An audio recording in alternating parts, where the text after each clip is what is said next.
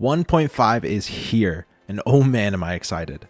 This has definitely been my favorite game in the past couple of years. I put 200 plus hours into it, and for them to finally release an update that actually changes things and actually improves a lot of things made me really happy. However, some of these changes did kind of break what made my characters so broken.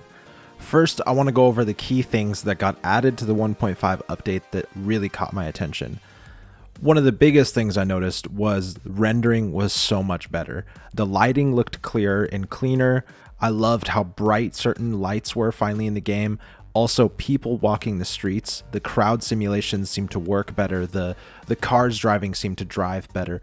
Everything just seems cleaner, neater, and more put together. Feels like a real final product. I think one of the things that I liked was when you complete an area's missions for a fixer, the fixer actually gives you kind of like a parting gift or like a thank you. So you get 5 free new items, 2 cars, and 3 weapons. Speaking of the cars, they did a lot of work to make the cars actually feel and drive amazing. They feel heavier, they feel more grounded, whereas before they used to kind of bounce around and you go flying all the time. One of the other key things they added was more apartments for you to have. I don't know if these apartments are exactly what I wanted out of the game, but it is really cool to have them. Although they are a reminder of all the guns I missed for the gun wall.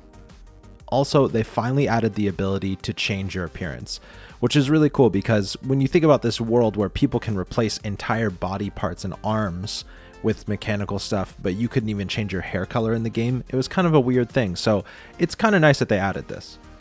Another key thing that popped up was 2 new guns. These guns are only sold at Wilson's store at the main mega tower, it seems like. I went to a ton of other gun shops, couldn't find them anywhere else.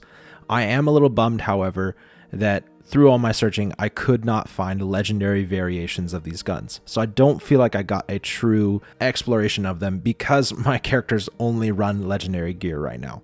They also added in a couple more muzzle brakes and things you can get only at Wilson's store, which does do some cool things with ricochet damage, if you're into that.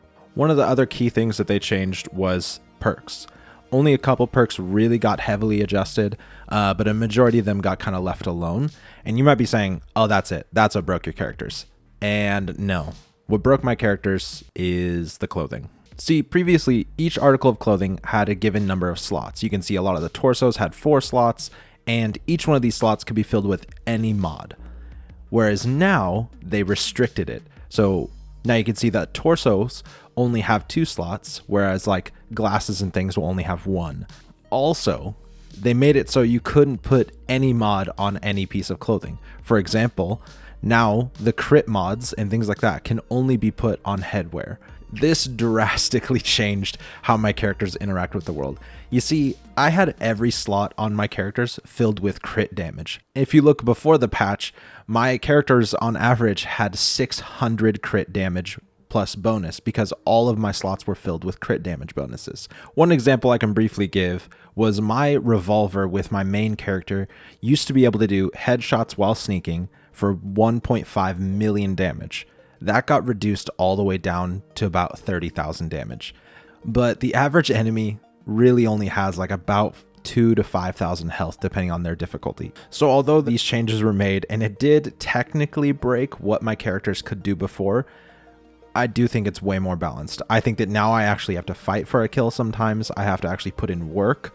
I have to shoot 2 shots rather than just 1 with my smart shotgun character.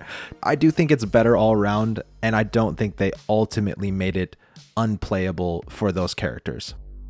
If you found this video helpful or informative, please leave a like, maybe a comment. Maybe you'd love to see more in-depth on each of these builds, and I'm working on a 3rd build, and I'm thinking about making a build video of my 3. Let me know if you want to see that, what kind of information you want to know, and I'll see you guys in the next one. Peace.